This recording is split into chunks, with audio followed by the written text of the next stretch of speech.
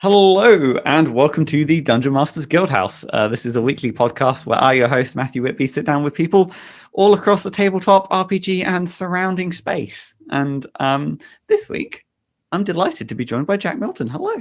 Hello. How are we doing this fine Tuesday afternoon? Yeah, not too bad actually. It's our banners arrived today for. Well, I was gonna say, I think hands down, you're definitely up there in the most kind of eye-catching backdrops, because is that that seems like a limbo poster. Oh no, it's not. It's our game Locus. Oh, our other game, Coffin Chaos. They again, those are stunning pieces of art. Yeah, thank you. Well, the Coffin Chaos one was done by an artist called Nims, who did an absolutely amazing job, and this one was cobbled together by me. I must admit, it's such an again the kind of lumbering, kind of haunting, kind of I guess it's like chains and debris, kind of has that kind of haunting shape. It's spooky. Yeah, the idea is that the place is the bad guy in Locus, so that was kind of what we were generally going for with it. Is masonry and construction stuff that's kind of looks evocative of the shape of a monster reaching down.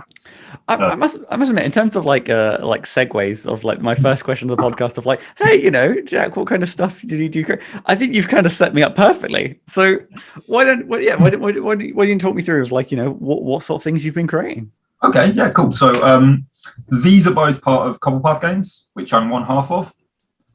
I'm the lead game designer, and the other half is the lead writer. We make thematic games, I guess. There's very little through line. So our first game is Locus, which is this one. Yeah. Which is a horror game, because we both really like horror. Yeah. And we felt that there wasn't much on the market that was genuinely scary. Caveat, though, we weren't particularly au fait with indies at the time that we started doing it. So I'm confident there's a load of really good, scary indie horrors out there, but the mainstream of TTRPGs we didn't find personally particularly scary. So we made this to kind of be our flavour of horror, which is a lot more personal and psychological than the sort of common either slasher or eldritch Lovecraftian style horror that's very common in TTRPGs. And then our second game, which will be coming to Kickstarter soon. Ooh, soon TM. Not sure when. Hoping to have it in the pre-launch so people can follow it by the time UK Games Expo is happening at the end of July.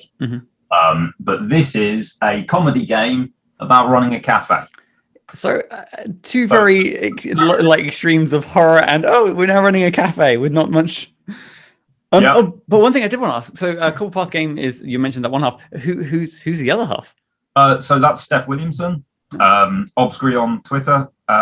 She's our lead writer. She's my best friend. We basically just decided to make stuff together. In fact, it inevitably kind of happens across just you hang out with friends, you play games long enough. You're like, you know what, we can kind of hobble together. We can make our own game. Yeah, and we're pretty pleased with Locus. So. No, I mean the kind of the visuals alone and the kind of just the as I said, the near opposite ends of the scale. So I'm really curious. So the first kind of question that I kind of have is particularly about Locus, because horror is distinctly hard to gamify. Yes. So how? Because again, you can't just be in some RPG games, it's you feel scared, and it's well, I don't, but I guess or it's the idea of you have a fear meter, and that feels sometimes that can feel kind of so abstract that you yourself don't. So I'm curious about how you kind of how did you get the horror in Locus? So funnily enough, we actually did have a fear meter at one point.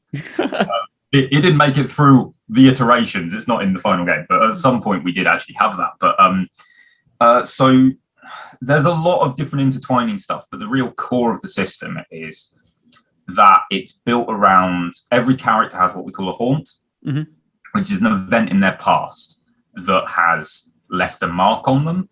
And it can be morally really black, you murdered a dude, or it can be something a bit more ambiguous. It can be something that arguably was morally white, but there's a level of sort of projected guilt or just concern about whether you did the right thing, or the outcomes ended up being bad for you or for someone else when you didn't know that it would be, etc. The idea is that it's kind of left a stain on your soul in some way. It weighs on the character. And that is then built into a lot of stuff that the characters experience, including, but not limited to, the monsters. So there's individual monsters. The idea of Locus is you end up in a place that is a monster. But there's also individual small monsters that are kind of like spawned as part of that. Yeah. And every character will have at least one monster based on their haunt. And it's by far not the only thing that's kind of designed to create that fear, but probably the real scariest moment in most Locus games for characters is the point where they realize that that monster is theirs and that it's what they've done has caused that thing to exist. That moment of revelation is usually really horrible, and it's great. But we've also got stuff like we play a lot with the whole system's kind of designed around the idea of questioning your actions. Like that's the kind of game mechanical identity that we kind of like pull horror from. So there's things like weapons degrade when you use them, and then once they're out of durability, it's a dice roll every time you use it to see if it breaks, and it's just not usable anymore. So there's always that, was that a good time to use that item? Am I going to need that item later down the line? Oh man, I wish I still had that item. So almost like a way of potentially gamifying regret. Basically, like and also like sort of building in systems that are kind of like making people possibly regret stuff that they might not necessarily have to. There's things as well, like injuries are permanent. So if you engage a monster and it hurts you, that just kind of stays. There's ways to lessen the effects of them, but you will always have that injury on your card. It's not designed for big, long campaigns. It's designed for sort of like 3-4 sessions, short stories. And kind of enough for every character to experience their haunt, as well as kind of tackling the bigger monster. We also, like, it's not really a game thing, but when we're writing scenarios for it, we've written 3 now that we've released. Technically 4, but the first one that was part of the beta release of Locus wasn't particularly great. I mean, it's, as you kind of learn the system and stuff like that, it's a case of like the content, the kind of supplements kind of strengthen over time. Yeah. And one of the things we do is we tend to come up with like a central theme, and then base all the characters around it and the general story of the Locus, so that everything kind of like ties together thematically. And when people are learning about each other's haunts and what happened with the Locus, there's threads to pull on to kind of like inform their own characters' understanding of their own haunt as well, which kind of like builds that narrative. I guess kind of, so somewhat interesting then is, how do you necessarily mechanically support the fact that players could have all manners of different haunts?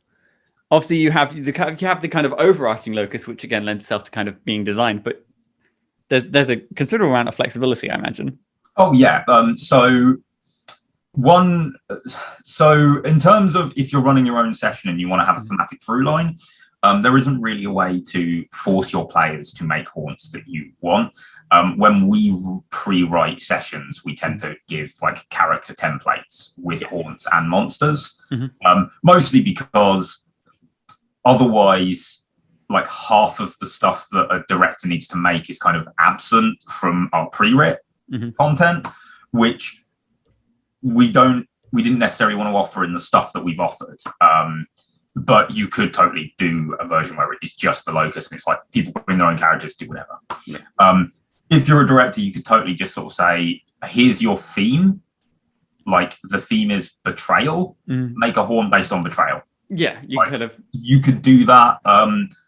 But there are like some sort of guiding like thematic spaces for haunts as well, so they fit into 4 different vices.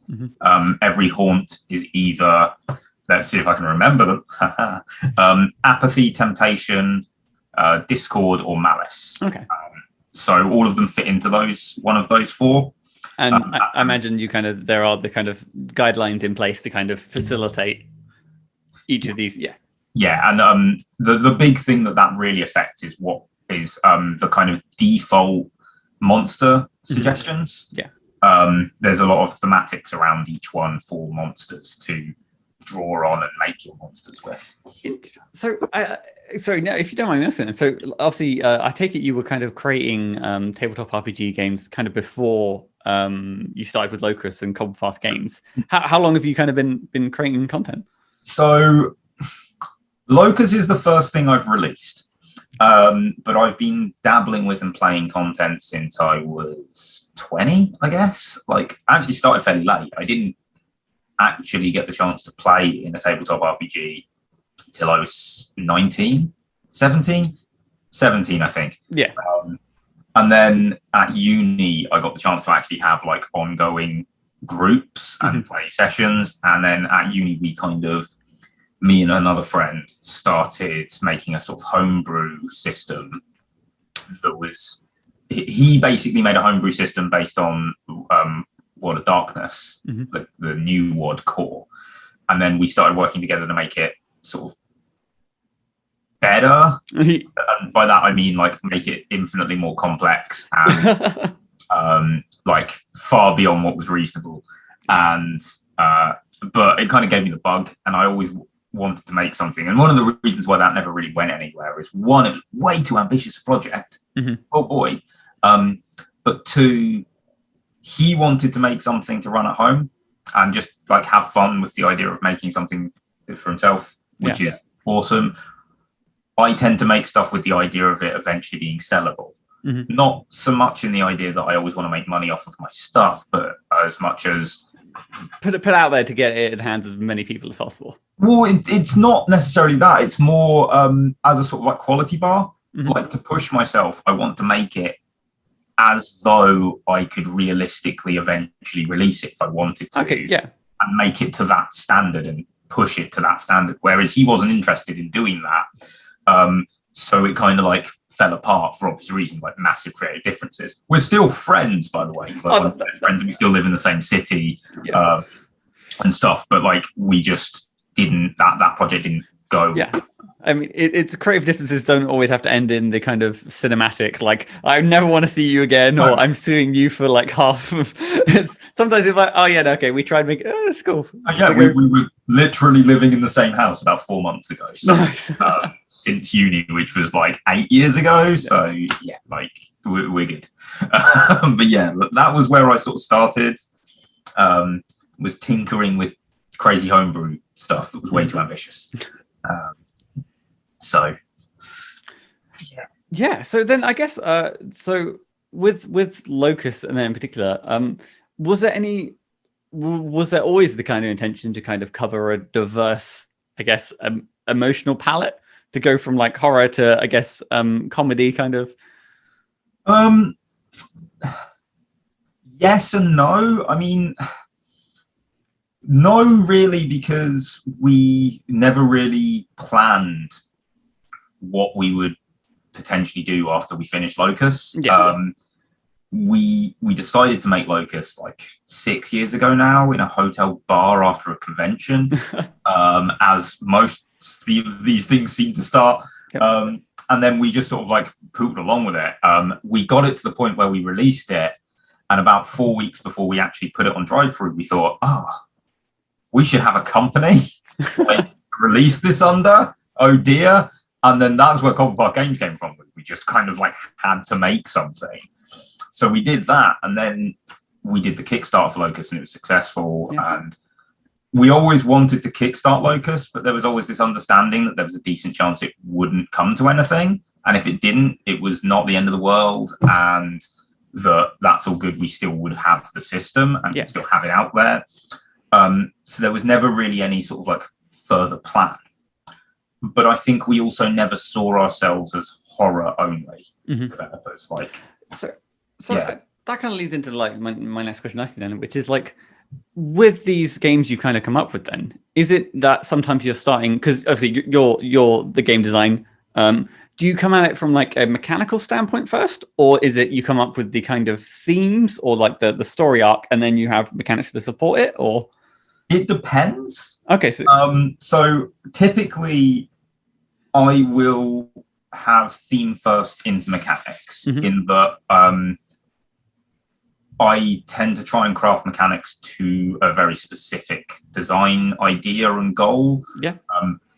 I don't tend to start with, oh, that's a cool dice system, what can I make from that? But I have before. Yeah. And when I do that, it tends to be what theme would fit that dice mechanic. So it's generally thematically led. Yeah. But the starting point for games can be anything. So like with Locus, it was horror. It was, we want to make something scary. How do we make something scary? What do we find scary? What do we think is a cool like setup?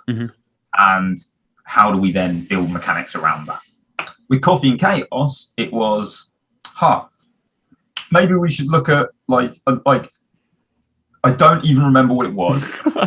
Someone else's project. It might have been like the postcard project that I backed on Kickstarter that was like postcard games or something. But I saw something and I thought, wouldn't it be cool to have a game printed on a menu? And then I thought, yeah, about a cafe. And let's have knives, forks and spoons instead of dice. That's funny. And I sort of joked about it. And then Steph was like, just do it. Yeah. I think that's always the funny thing of like there's so many projects out there that literally start as like on a Discord server or a conversation where you're just like, haha, it would be funny to do X, and then there's just an inevitable moment of like, well, I guess I'm doing it now. Yeah. Wait, I could do that. I didn't think I'd managed the knives, forks and spoons thing, and they don't really replace dice. That's a bit of hyperbole. But, is it the case of like, what is it? It's replacing dice faces, or are they like function as coins, or? It's more rock, paper, scissors. Oh, I see. Against drawn cards. So really the cards are replacing the dice because they're the randomization, whereas the knives, forks and spoons are more kind of like tokens of your stats. Interesting. So I guess it sounds like Locus kind of was involves again. I imagine like a more kind of traditional tabletop RPG experience where you have your own stat blocks with dice, and it seems like with Coffee and Chaos that you're beginning to kind of again begin to incorporate other game elements like a deck. I guess Locus has cards as well. I'm not like a card fiend, but my games seem to have cards in them. I think what's interesting is because I think a deck of cards naturally adds in a good element of randomness. Yes. And again, you can tailor a deck to be, incorporate many different things. And there's the follow-on randomness as well. Of like, if you draw a queen, that queen's not in the deck anymore, so it has a different kind of like dimension to how it goes on than dice do, where they're always the same probability and things. So there's a lot of crazy stuff with them. And was it you have the benefit of like, was it like with 52 cards, the possibility of drawing the same order of cards, like you can make that the sales pitch on the front of the box, but like there is neon infinite possibilities. No, yeah, and they're really good for generating scenario stuff. I think cards. But I've seen a lot of people doing really cool things with them, like wholesale replacing dice with them and things. I think again, it's both a blessing and a curse. So coming at it from like I guess like a writing side, or even on a mechanical side as well, in terms of like coming up with like 52 unique things, or it can sometimes be something of a, but and I guess you can kind of break it down by like, okay, there's only going to be like 13 instead of like but I don't know, it's kind of that challenge is part of the fun. Absolutely, completely agree. That's totally what we've got in Coffee and Chaos. We've got like a few different things, and one of them's red and black, one of them's the 4 suits, and one of them's every card thing. So we've got a lot of prompts to write. So then I guess so I'm curious then. So how do you kind of balance the kind of two sides of the company being like having like a explicit game designer and a again what was the other writer? Lead writer, that writer. Yeah, because some again, I in just my experience, I must admit, I just kind of do them both. And it's probably the worst way to do things. I don't know. We both do them both. Okay, yeah. It's more just that I'm more in tune with the sort of like mechanical elements and game design. I mean, I taught game design for 5 years, so that's my background essentially. So I kind of end up doing that stuff, and I also have a background in art and graphics. So I've seen a lot of people talking on Twitter recently about like starting design with character sheets, which is something that I've kind of always done, which is kind of cool to see other people going, oh, this actually really works really well. And then other people have been doing it for years as well. But having that background in art and graphics kind of helps that as well. Whereas Steph is a very evocative writer. She's much better at sort of like prose. She studied writing, which I haven't done, not a high level anyway. And she's got a lot more sort of like academic and history kind of credentials than I do. But we don't like design the design and she writes it. No, because then you would end up with a somewhat of a disjointed game. It kind of needs to be kind of bouncing off each other. And the other thing is just that also like in terms of tabletop RPGs, she's kind of a DM and I'm a player. I see. I don't tend to DM much, but she DMs quite a lot and really likes it, which if anything just is really nice because it gives us. It wouldn't work if we didn't work well together. Yeah, I was gonna say, no, I must. I feel like I don't know if this is I'm chatting completely out of my ass, but I feel like it seems like the majority of game designers would kind of fall within like the almost the DM side of things. Yeah. So it's kind of interesting to kind of hear that you're kind of predominantly on the player side, and now it again, even though starting with the player sheet, like the character sheet, it just kind of makes sense from this is what you're going to be interacting with the most. As a player and stuff like that, this is going to be the content of what you're kind of dealing with. So that kind of makes sense to be the first standing stone. But you as a designer being kind of almost a player first approach. Yeah. Would you say that shapes your design somewhat as well? Yeah, definitely. I'd say it definitely shapes my design. Not always in good ways. I think I've been able to make systems where the player experience is really, really slick, and player interactivity is really strong. However, it can lead to spaces where I kind of neglect how much I'm putting on the DM, which has been a thing that Steph's been really good at reining in a bit. And it definitely kind of comes through. Like Locus is a very DM heavy system. There was a point in the design where we sat down and kind of like asked the question, are we okay with this? And we decided that it was meeting our design goals. Our design goal was never like top of the list was not has to be really simple for the DM to run. We did kind of cut a few things out. There was a lot of design work to kind of like remove the amount of stuff a DM was tracking. But there's a lot of prep needed because of the nature of the game. But we think that it's all kind of important for what we were going for. So we kind of took that role. I would say that's the main weakness of Locus as a system. And I think that it was shaped like that partly because I designed from a player perspective. But I was going to ask, sorry, and like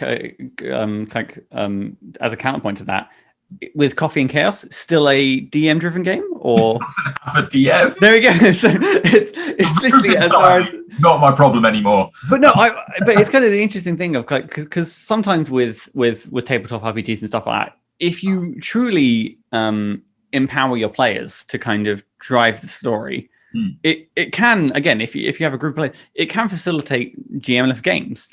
Yeah, and to kind of that kind of collaborative story. But there are definitely times for something again. I think driving horror, it's kind of nice to have someone in kind of the puppet master, kind of pulling the strings. I think you'd really struggle to have something resonant in horror if you didn't have a DM. I'm sure people could make stuff like there's Wretched and Alone and all the various games that have been made off the back of that, which are all single player, usually like journaling games. Yeah, work really well, but they kind of have a de facto GM keeping it resonant. And yeah, I think it's kind of like the self-imposed GM, and I suppose I don't know. So if as a design challenge, if I were to tackle it, a GM-less like horror style game, I think you would have to again, not to go back to a deck of cards, but some level of uncertainty. Yes, is I think that's kind of how you and anything that kind of takes the control out of the players. But not in the sense that like they can't do anything, but it's a case of like we've done the best we can, and now we just have to kind of deal with how things unfold. Is probably how I would. It's one of the things we struggled with actually with Locus was the control thing, because I've actually funnily enough, I've written an article about control in Locus. Interesting. Specifically for the indie magazine that's out this next month. I think it's the end of this month. Again, the podcast time is nebulous. Yeah, we don't know when. Yeah, it's out July some point, I think. I'm terrible with dates and times. Keep an eye out for it. It's really good. It's got loads of stuff from people that aren't me in it. But hey, it's but one of the things we kind of took away from a lot of the video game horrors that we've played and that we found scary is we didn't really remove control too much from players. We made it more about them making stuff bad.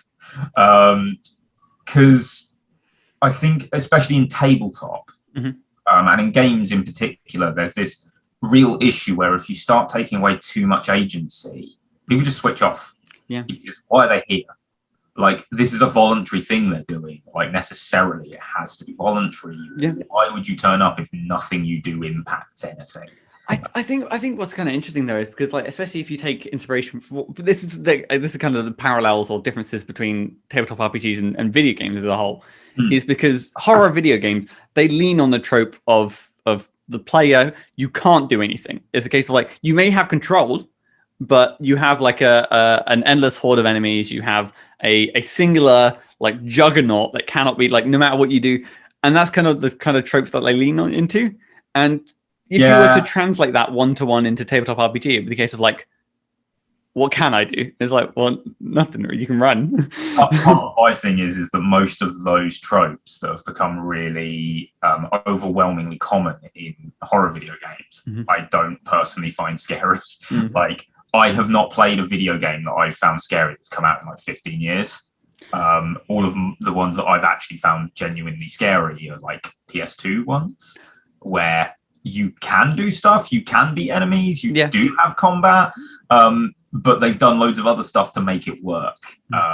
Like the original, like Resi remake was really good. Yeah, again, because it feels like in so much of that thing is there's threats to you, but it's more of, again, it's the unspoken threats. It's like dealing with the environment, dealing with like a lack of resources. You know, it's things like that. And it's the questioning whether your response to that threat was justified. Right. Yeah. It's like I saw a zombie, I pulled out my singular bazooka, I've used my one bazooka, and there's a tank outside now.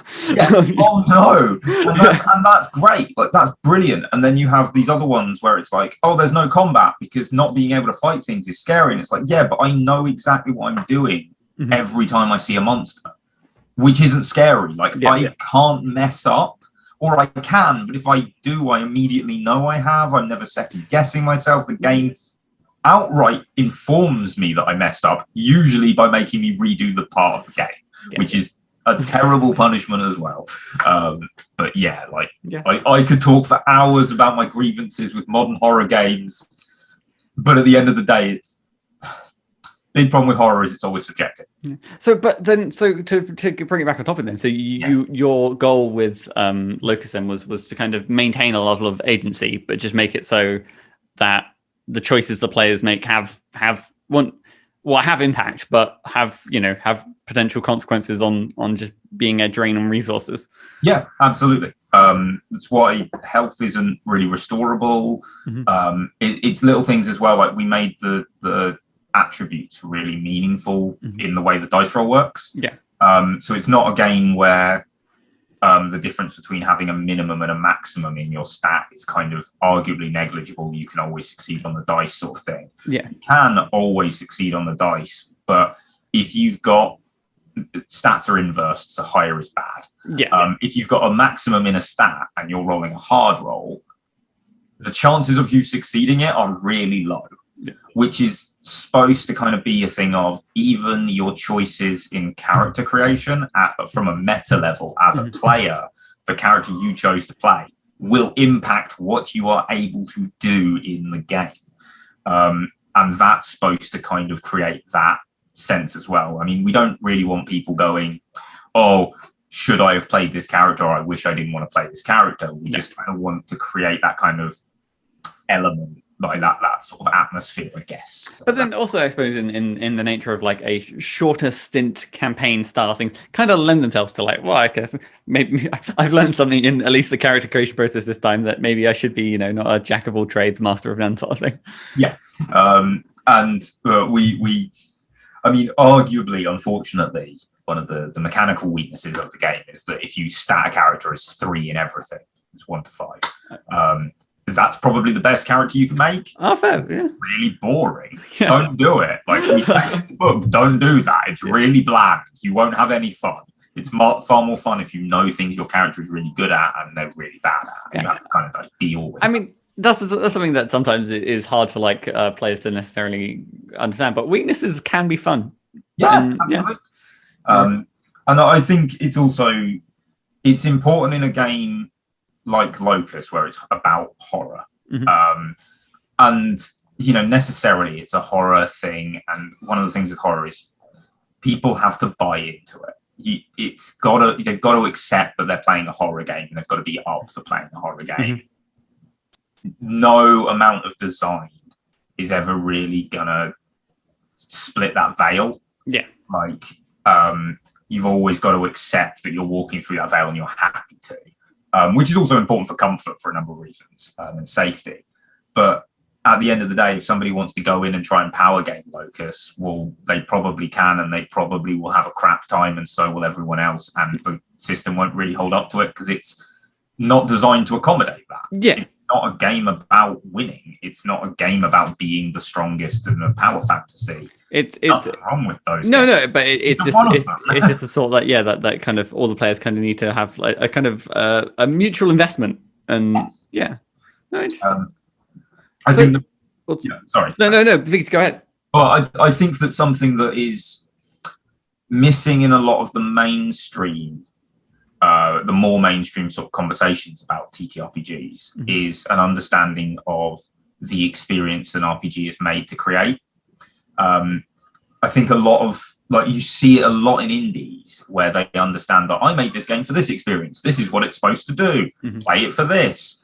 Whereas a lot of mainstream games don't really ever say that. They don't say this is a combat game. This is a kind of like supposed to be a power fantasy. I think it's mainly because I think a good number of them kind of want to have appeal to everything. And obviously, like the big one, D&D, it's got this mythology around it that you can play anything with D&D, but it's a combat tunnel game. Yeah, and there are, again, funny enough, chatting about this earlier. That I mean, and there are, like, for example, D&D doesn't lend itself to sort of like stealthy encounters in the same way, or like a sort of like a heist or something. And even though, again, it has stealth, but the stealth rules kind of consist of you do or you don't. Yeah. And there are better systems out there. Like, what was it? Is it Blade in the Dark? Blades in the Dark, yeah. Blades in the Dark, that kind of, they have that kind of design goal in mind to kind of better facilitate the... I think part of it is that people get tripped up with the fact that necessarily you can technically do anything with any TTRPG because of the media format. Like, the format of what a TTRPG is means you can tell any story. Like, you can, with any system, necessarily, it's kind of possible. Yeah. But, like, there is little understanding, I think, a lot of the time, and I think that it would be nice for some of the bigger games to acknowledge what they've been made for and say, this is the kind of experience this game is made for. I think I don't know if this is a good analogy, but it's the idea of like there is an emotional palette, and you can have all these different types of bread that kind of have a more natural kind of filling, and you can essentially grab all fillings and try and cram it into one sandwich. And when it tastes bad, it's not necessarily the sandwich's fault. It's yeah, that works pretty well. Actually. Yeah. And it's just, it kind of would help people. Like, I think it would help a lot of the issues you see with people sort of complaining about different types of players and stuff as well, because if everybody knows the kind of experience they're going into to get, then it helps everybody be on the same page necessarily. I think that's always it's always going to be an ongoing thing, because I think, in fairness, like all players of like-minded players going into like a particular TTRPG experience, where they're just like, okay, we're all coming for this kind of set experience. I think isn't the most common. I think you have a ragtag group of friends who all are dear friends, and they're like, what role-playing game can we all kind of play together? And they're not necessarily aware that some of them fall into particular player types, and they're like, D&D is one of the more flexible systems to at least placate everyone. And there are moments where some players will disengage and others will kind of I think there needs to be kind of mentioned stuff like a little bit more time for, I guess, the language around tabletop RPGs to kind of develop. And more players like, oh wow, I'm not that sort of player like that can do this. This isn't the kind of game for me, or vice versa. I think it would be a good starting point to start with experience. Like, this is a combat-based game about like feeling powerful and heroic. Yeah, like, that's cool. I like those games. I think they're really fun. Sometimes I want to play something different, but I like to know when I'm going into that kind of game. So then, I guess, to kind of dig a little bit deeper then into kind of your creative process, what is kind of the first step for you? So we've kind of spoken where your ideas kind of start and where you get them from, if it's after a con in a hotel room or as a throwaway joke, but when you want to put that idea to paper. So this wasn't our process when we started Locus, but it was the process that we developed about 2/3 through Locus that helped us kind of like make the final version of it, which I now do pretty much from the start of everything, which is I define my goals. And this is my number one piece of advice looking to do this as well for anyone who wants to do any sort of game creation. Define your goals. Know what it is you want to make. Set like 3 to 5 bullet points of what you want the thing to do. Because the thing is, the main reason for doing it is, one, it gives you direction. Like, that's just a given. But the real value in it for me has been, it gives me an impartial voice, or not a voice, but an impartial point to check my designs against. I mean, like, in terms of like anytime you try and implement a new feature, you have the sort of the flow chart of like, does this support the goal? And it's like, what is the goal? And then you point to the goal, it's like, oh, this doesn't support the goal, therefore it needs reworking or it's out the game. And getting rid of stuff or knowing when to change things is like the hardest thing in design. So having something that can basically just objectively answer that question for you is so useful. And also, I personally think it helps make games that are meaningfully engaging because they have a specific idea in mind rather than just kind of being this catch-all thing.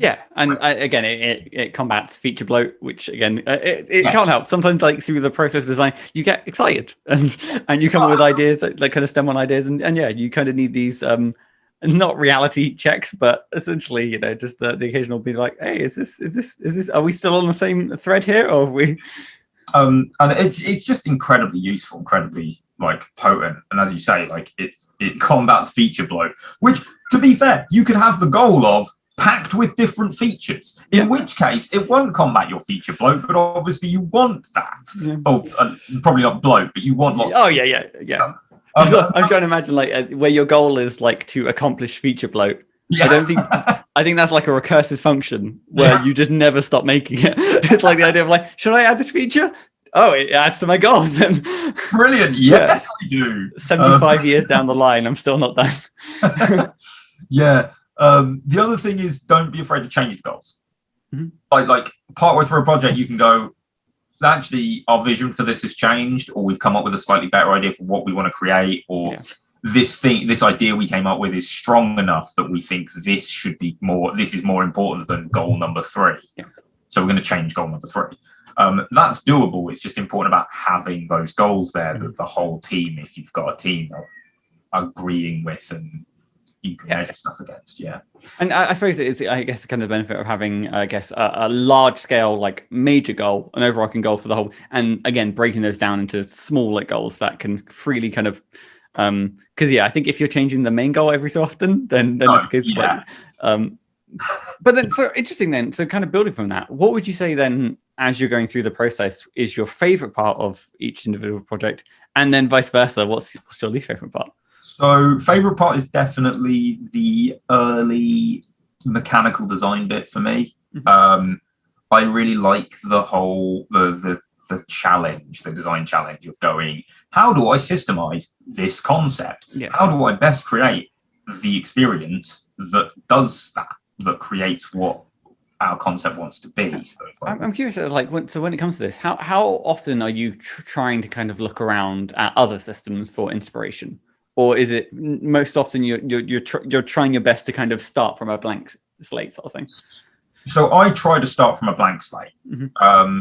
Not so much I don't do research and don't look up the systems. No. I'm making a concerted effort at the moment to read many more of them, actually, see how other people are doing stuff.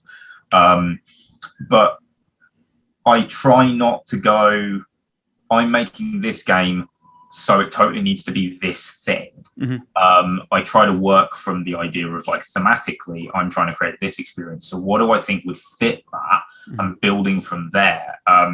I mean, I think it's vaguely evident in the fact that a number of people have told me that they've never seen a dice system like Locus's, which I'm actually really surprised by, because I assumed someone else would have done it. But, like, obviously I came up with it. I expected that somebody else has probably made a game with it. I still expect that people have made games using the same dice system as Locus uses, but a number of people have sort of said, no, I've never seen anything like that. And part of that came from the fact that I was trying to make something that was really heavily impacted by the stats, because I thought that was important for the horror setting and the horror setup for the game. So I was kind of like playing about with different dice systems, and I didn't just take one that I liked from another system, which as a result means that I've never made a dice system using some of my favorite dice systems, which is a little bit kind of hurts a little bit that I've never made a dice pool system, because I love dice pool systems. But I try to sort of like pull back and just kind of like remove all of my base assumptions, which I'm still not able to do. Oh yeah, I mean, like I said, I think it is. But that's the thing is, what's interesting is there is still voids in design space around, like, card drawing, dice systems, and until you kind of begin to kind of experiment around, and sometimes it is the case that there is, like, you have a game system in mind that just for whatever reason is like a dice pooling system. It's like a collaborative experience where players are kind of sharing their energy to do something. It's like, the theme or whatever it is kind of works well with, like, oh yeah, we should all, pool our dices together or what have you. Other times it is that case of, like, I just kind of need to, I guess, feel around. I don't know if that's the sort of, like, I just need to have dice. I need to have, the bare bones rules, and I just need to. The resolution mechanics usually what I start with as well. Like, that's usually my starting point mechanically. And it's very much how my personal process goes with the whole kind of, like, I start with my goals and then I work from there. There is zero wrong with going. For example, I really like the Jenga tower mechanic in Dread or Wretched and Alone or any of the things that have used it. I want to make a game based on that because I think it works really well. There's nothing wrong with that. That's cool. That inspires you and you've just pinged off with loads of ideas. Do it, make it. I think that again, there's a good level of, at least when it comes to, like, game design as a whole, is doing supplemental, products or things that kind of work on existing rule system. It takes the energy off you as a designer, because as a fundamental thing, the rule system works and is fun. Yeah. Which is, again, for creating your own kind of any sort of, that's where the most of the challenge is like, you can create a cool system, but like, is this fun? And by using another system, you at least have that, that safety net of like, bare minimum it's fun. And then you can lean into like, okay, well, how can I subvert, the trope of this, or add my own kind of unique twist on it. Absolutely. But yeah, starting from scratch is it comes with its own sort of host of challenges, and I guess, what would you say there was, at least with Locus in particular, was there a moment where it kind of clicked for you? Not so much as lots of little moments. Mm-hmm. So certain mechanics like the dice roll and the attribute system, they were in it from pretty much day dot. We came up with them really quickly, and we liked them and they worked, and we were just like, yeah, there's no reason to change these are doing what they need to do, and they work really well. And then there's things like the way that the deck of cards works, which went through like so many different iterations, and most of them were hot garbage. But that's the process. Yeah, that is the process. And a couple of them. I think the point where the whole game kind of clicked was the point where I think what I would define as the third major rehaul of the game. Mm-hmm. We took like 5 years or 6 years to make it. Yeah. The third big redo over of the game was the point where we sat down and we went, okay, what were our goals here? Mm-hmm. What did we want to achieve? And then just like tore huge chunks of it out and then put little scraps of those back in. And that was the point where the game kind of coalesced once we had those goals and we knew precisely whether we could then gauge whether stuff was working, how we wanted it to work, and whether it was producing the effect we wanted it to produce. Up until then, it was like really hodgepodge with a number of different like systems that I was kind of like desperately clinging to because I really liked them, mm-hmm. but they weren't working. But I really liked them.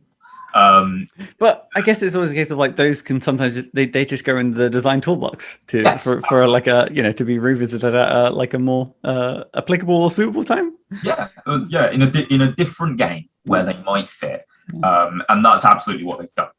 They haven't been thrown in the bin; they've been thrown in a toolbox. I like to think of it as essentially it's not always a toolbox, but like it's like an idea graveyard. And occasionally you need to go like do some grave robbing and some necromancy in order to bring these ideas. It's like, this is a good arm. This can go on my body.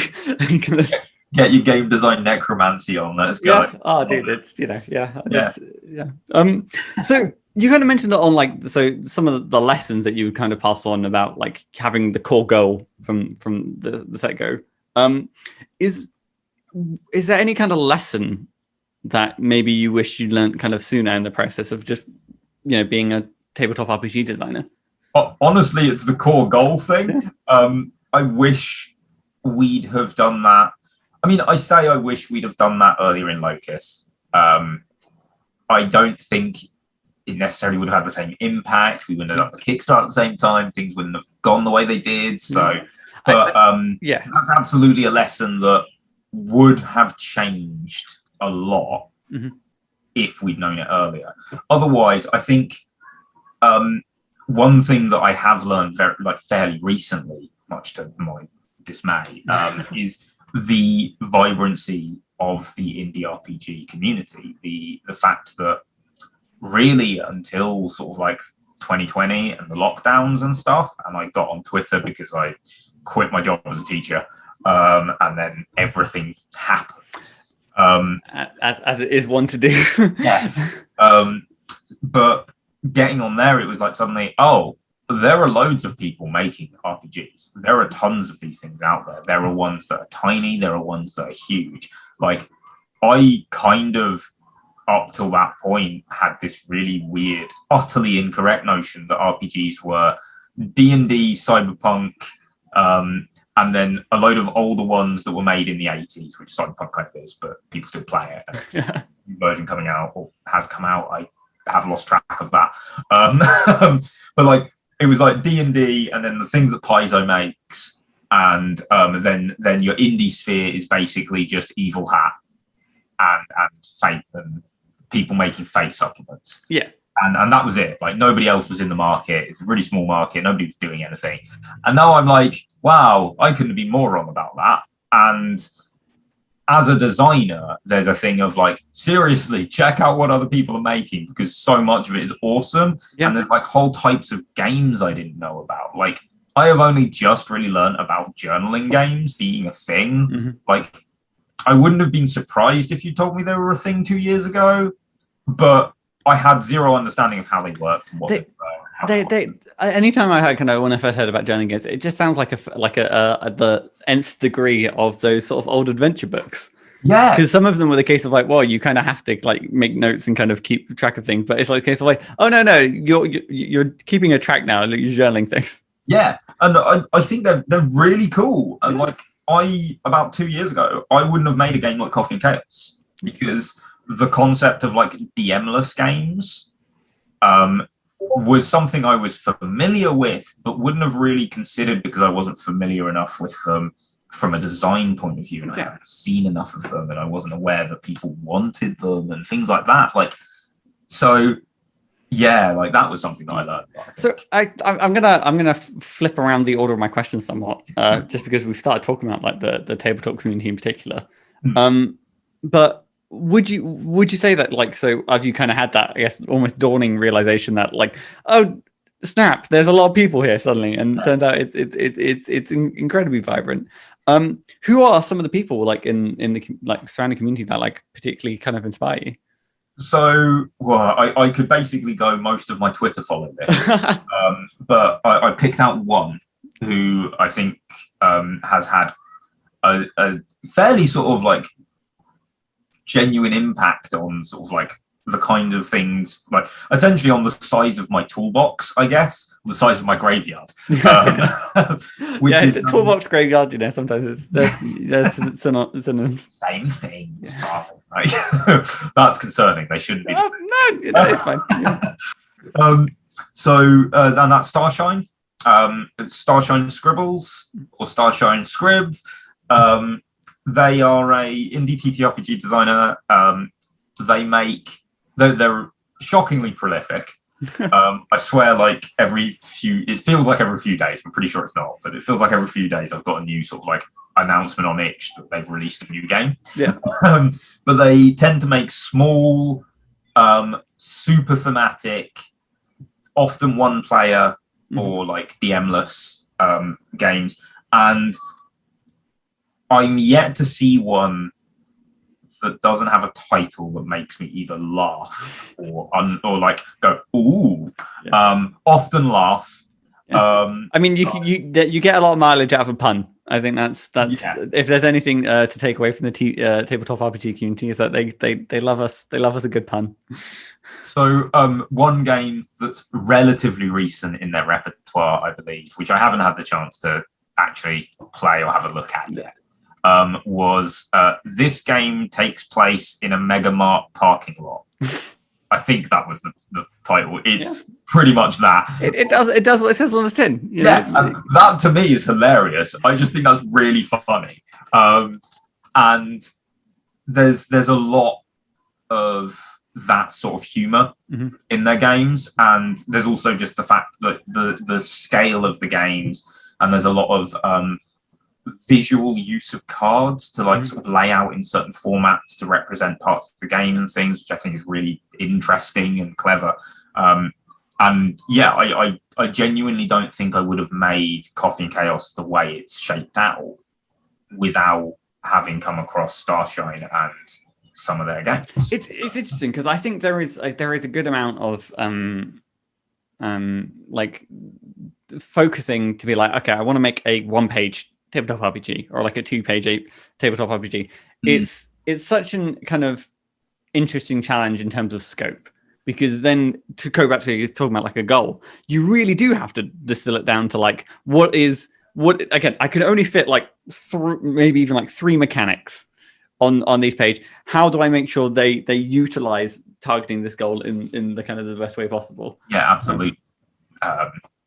Yeah, that's been a real struggle with Coffee and Chaos, because we said it will be printed on a menu, and now we're like, oh god, a menu is such a tiny amount of space. You get fold out menus; they get quite large. Some of them. We're doing the 3-sized ones, but we wanted it to fit in a bookcase. Oh, I see. So it's like an A3 sheet, basically. It's like a double-sided A3 sheet is the core game. It's like, that's not a lot of space at all.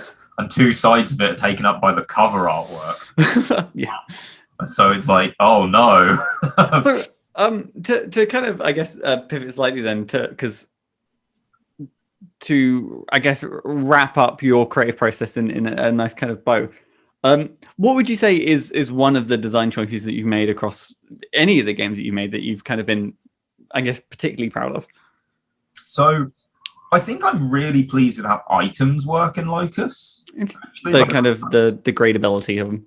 Yeah, well, they're represented on cards. So most of the things on Locus are like cards, poker cards. Mm-hmm. Do I have my sample thing around? No, I don't, because I didn't prepare it. I'm full. We've got printed, reusable ones. Yeah. But the idea is that you have them on a card, and then you've got something physical. Mm-hmm. And then when it breaks, you have to either tear that card up or give it back, and you physically lose the thing. Yeah.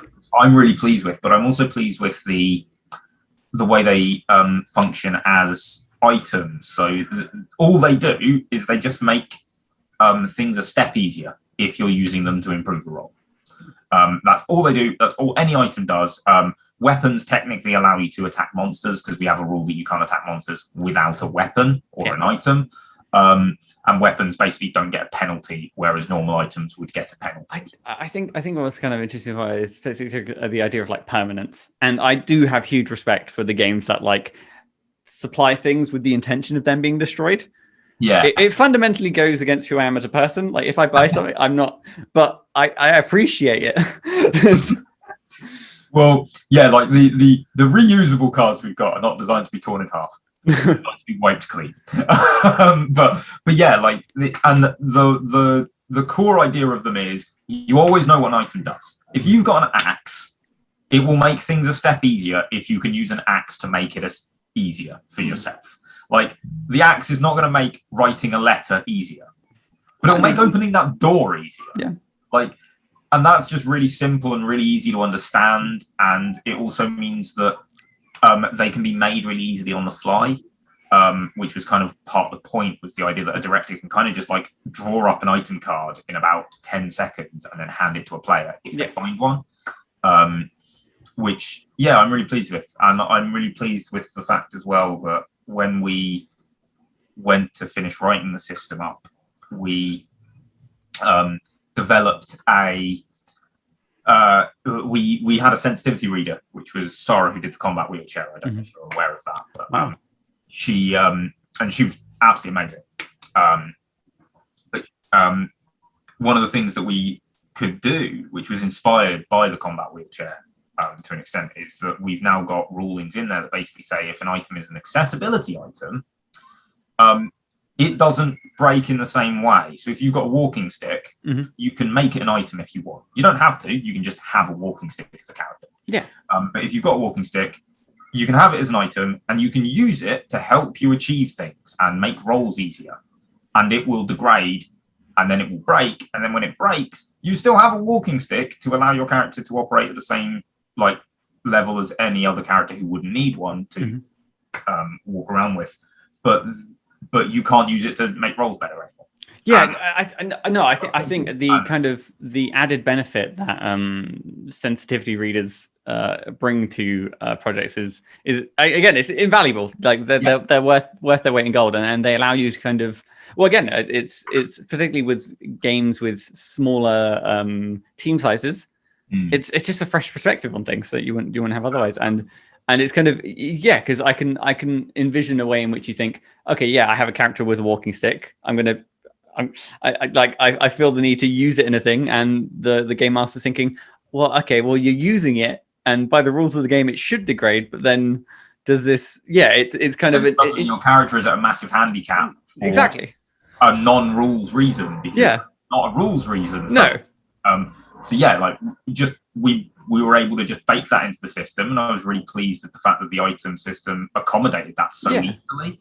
So yeah, like I'm pleased with that. It's quite a small little part of like. No, but yeah, in your justification, it kind of says how it kind of feeds into everything other, and in the way that it kind of facilitates things for the game runner, as well as it feeds into the mechanics of the game that the players are like. I'm losing durability on this. I don't know if I can use it anymore. And to be in that moment, like, well, I've used it. I now have to again in our house hand it back. We're not tearing cards. Not in this household.